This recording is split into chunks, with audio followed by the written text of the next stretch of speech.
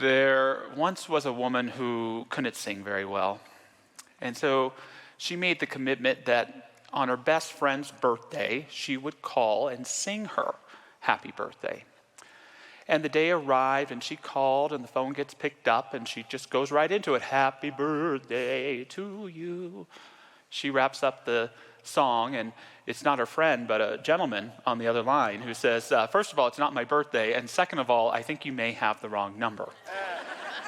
Then why, she said, did you let me sing the whole song? Well, ma'am, I could tell you needed the practice. And the message for all of us there is we all need the practice. And it's Practitioner Recognition Month, but what I would like us all to recognize here this morning is we are all practitioners. We are all practitioners of this thing called life, and the question is, do you know what you're practicing? Because that which you practice consistently, you'll get good at. A spiritual practitioner is one who brings reverence to that which they practice. They bring a level of intentionality and awareness and creative spark to their practices. A licensed practitioner, like we have here at Mile High Church, is one who has committed themselves to helping others become aware and bring intentionality and reverence to that which they practice. The message title today is The Foundation for Life Transformation. But before I get into that, I want to talk to you about what to me the essence of a practitioner is. Again, pointing out that I'm not just talking about our licensed practitioners here at Mile High Church, that I may just be talking about you as well. The first core aspect of the essence of a practitioner is daily spiritual practice. Daily meditation, daily prayer, daily bits of solitude, walks in nature, whatever that spiritual practice may be. As practitioners, we believe in and operate in the real world. We simply don't believe that it's the most real reality. We believe in an invisible reality, a golden cord of the sacred, a unity of all life, a deep found awareness, even when it is most forgotten, in the sacredness and dignity and beauty and the majesty that is life itself, expressing and evolving as you and as I. The great spiritual practitioner Howard Thurman said, life moves at a deeper level than the objective and the data of our senses. We are most alive when we are brought face to face with the response of the deepest thing in us to the deepest thing in life. And that's what spiritual practice does. It doesn't finish when you say amen. It reverberates through our days as we experience the deepest thing in ourselves, connecting over and over again with the deepest thing in life. Your practice doesn't have to be perfect. The great supermodel, Cindy Crawford, once said, even I don't wake up looking like Cindy Crawford. You may meditate and feel like crap. You may pray and feel that your faith is wobbly at most.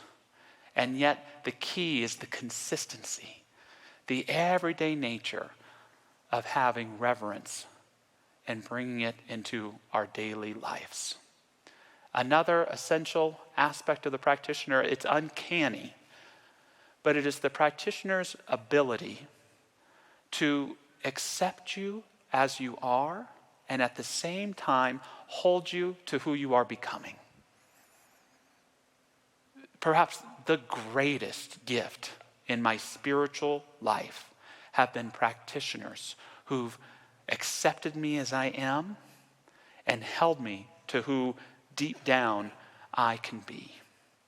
How many of you in your life have someone who accepts you absolutely as who you are.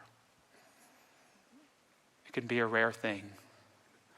How many of you have someone in your life that consistently holds you to who you're becoming, who you say you want to be, and what Spirit has in mind for you to be? Yeah. How many of us have both? Someone who represents both of those. I bet you that's your practitioner in your life. That person that holds you to a greater truth. I had a great practitioner when I was 17 years old. Her name was Madeline Fielding. Wonderful woman. And I think perhaps for the first time, she just created this sanctuary of acceptance. And I can tell you at 17 years old, the last thing I was accepting of myself. My body was flailing everywhere. I didn't like my complexion. I couldn't wait to grow up and be an adult so I wouldn't have any more problems. Where I could finally be free. And Madeline just loved me. She accepted me as I am and perhaps instilled in me the gift to learn how to create that sanctuary for other people. And yet, Madeline was hard on me. She saw the truth of who I was before I saw it about myself, and she held me up to it. I was struggling with money, being 17, and she said, "Josh, I want you to practice this daily affirmation. God is my source. God is my source. And what I want you to do is when you say it, to take turns emphasizing each word so you can embody it and get the feeling of it. God is my source. God is my source. God is my source. God is my source." You want to do it with me? God is my source. God is my source. God is my source. God is my source. This also helps when you're trying to do your Chris Farley, Matt Foley impression from Saturday Night Live, except you emphasize two words. You're going to wind up in a van down by the river. There you go. Lastly, the essence of a spiritual practitioner is they're an example of spiritual living, especially in their willingness to struggle. It is such an honor when I'm hanging with one of our practitioners and they're willing to let me in on where they're experiencing challenges, where they're stuck, where they're confused, where they've been praying for a breakthrough and nothing's broken yet. And it's so beautiful because they serve as an example to me that says living in a spiritual life in a real world means there's going to be some challenges. There's going to be some ups and downs, but you hold on to your practice. The practitioner has the ability, even in the midst of brokenness, to hold on to a shred of their wholeness. Even in immense uncertainty, to hold on to a deep knowing of divine clarity.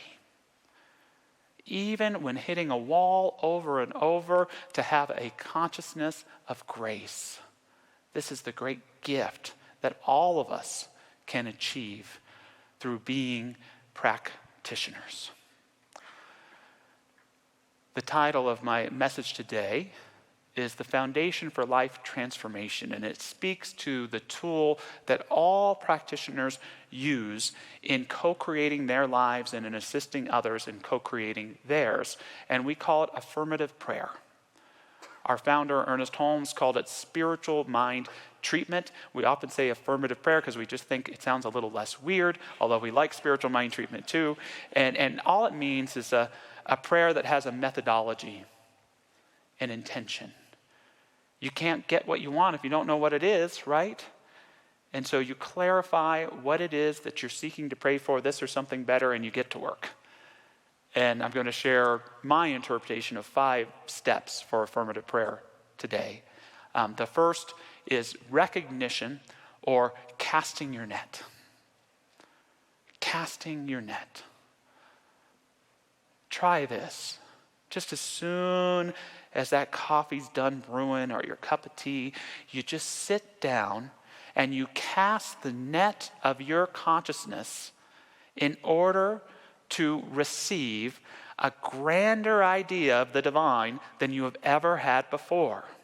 Cast your net, if only a little greater idea than the one you had yesterday. We can do this through a verbal practice. God, you are pure love. God, you are the oldest part of me, and you are eternally brand new life and creativity. We can continue to cast that net and experience the divine as the most profound wisdom, as the most full silence, as the feeling of tears and laughter coming together in a fluidity of grace. Sometimes we achieve this realization verbally. Sometimes we shut up and we listen to what the divine would have us know about what it is, who we are, and why we're here. The question that bothers me most in all religiosity is the most basic question: do you believe in God? Do you believe in God? Answer yes or no. Yes. Oh, thank you. And I know there's exceptions, but I'm going to go on a limb here and say that the question, when forced to answer yes or no, forces an ingenuine answer. The correct answer for almost all people I know is sometimes. Sometimes I believe in God, sometimes I don't. Even the most stringent atheist has moments of awe and wonder and unity where they at least find themselves in agnosticism. And even the most strident evangelical can find in quiet moments asking themselves the question, is this but a defense mechanism against the hard realities of life? Do you believe in God? Sometimes. Sometimes in moments of unity, holding someone's hand as they transition to the other side, reading a great book, seeing the miracle of my children. Oh, how can I not believe in God? But there are other times, especially times when I've allowed myself to fall into a consciousness of victimhood or prosecutor or separated from life, that I don't have a lot of faith in God. I've come to believe that I'm the only whiny power that there is in my life. And I shut God out. So we have that opportunity to have a greater recognition of the divine by casting that net, taking that realization and weaving it into our lives. The second step, unification. The life living me. Yes, your life belongs to you, but it doesn't just belong to only you. Yes, you're living your life every day, but guess what? There's a greater, higher life that's also living you too. And in the unification step, all that we're doing is setting aside the life we are living in order to have a genuine experience of the life living us. I set the life I'm living aside just for a moment to remember that life living me, alive, abundant, with the qualities of spirit, of wisdom, love, healing. And the strange paradox is, in order to experience that life, we have to accept ourselves right where we are. Rumi, many centuries ago, told the story of a man who has died and finds himself knocking on the door of heaven and hears a voice saying, "Who is it?" And the man responds, "It is I." And the door is not opened to him. He goes and meditates and prays for a whole year and returns and knocks on the door again. "Who is it?" "It is thee." And the door is opened and he enters into the consciousness of heaven. We accept that the divine life lives in each one of us through the power of humility, through the power of surrender, through the power of opening ourselves to a new transparency, to the most intimate connection there is with our source. From unification, we move into realization. This is where we begin to open up to the possibilities of a demonstration that can occur in our lives. Notice in those first two steps, I'm not talking about my relationships or my finances or my work or my health. I'm just focused on me and that life divine. But in this step, we begin to imagine, now that I've renewed my conception of the divine, now that it has renewed me by helping me to know that there is a divine life in, through, and around me, what does that mean about my marriage? What does that mean about my finances? What does that say about how I'm showing up to work? I'm so grateful here at Mile High Church for our Prayer and Care Center, directed by Patty Lukenbach, coordinated by Lee Carlson. So appreciative of Sandy Triona and all the practitioners that work there regularly. They help us know the truth for us. And one of my favorite practitioners who works regularly in that prayer and care center, she's been supporting people there for 17 years, is Aluna Chen. And I figured she'd be much better than I to speak a little bit to the power of the demonstration that can come forward through being a practitioner for ourselves or allowing a practitioner to serve us. So let's hear it for Aluna.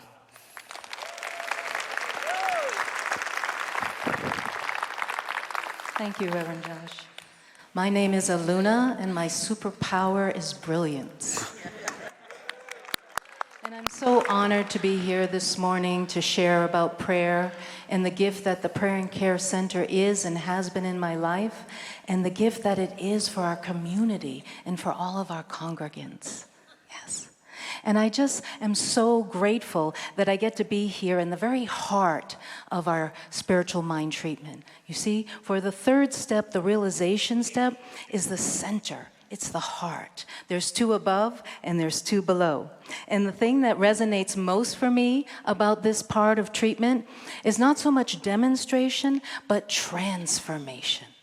Right? Because when we show up willing and available to be transformed, the demonstration takes care of itself. And I want you to know that we're named practitioners because we practice. We're not arriving anywhere. We're not arrivingers. We're practitioners, right? So what a gift to find yourself a partner and to practice that transformation. The second thing that I love so much about prayer is that it is self-regulating our nervous system. All that we're finding about the brain and the new neuroscience speaks to ritual being a way to calm our nervous system and to change our brain. So thank you so much for bringing that gift to our children, because that was a ritual. And that's going to affect their nervous system, and it's going to affect their brain. What a gift. So remember, self-regulation is a superpower. Next time you step up to pray or you move into prayer, you're putting on your cape, okay? And that we're moving from reacting from fear to responding from love. And isn't that what we need right now? Yes, we need that in the world. And my favorite story, I just want to share a little story about all my time at the Prayer and Care Center, is one day I was working and I didn't have any clients, so I was up front and we answered the call to prayer. And so I got this call, and it was this young woman who was very distraught. So what do?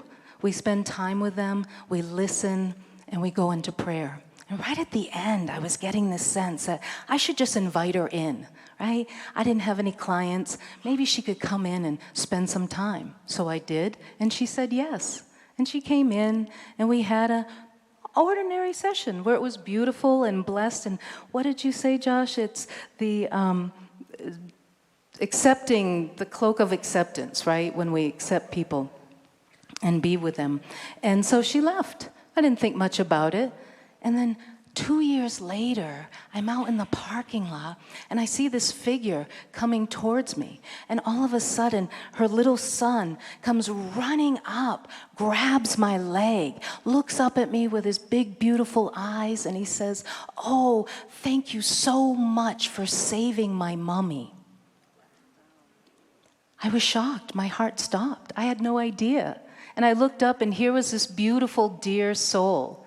And she told me in that moment, that she hadn't said it in the moment when we got together, that that phone call that she had made was going to be her last phone call. That call for prayer was going to be her last prayer. And I'm just in awe of the grace that when we are available to be transformed by love, that love transforms us, all of us. So I invite you in. I invite you into prayer. I invite you into the Prayer and Care Center. I invite you into finding a practitioner that wants to be transformed with and as you, through you, and for you in the alchemy of prayer. And I know that that's what our teaching is about. As Ernest says, the divine can only do for us what we allow it to do through us. So thank you. So blessed.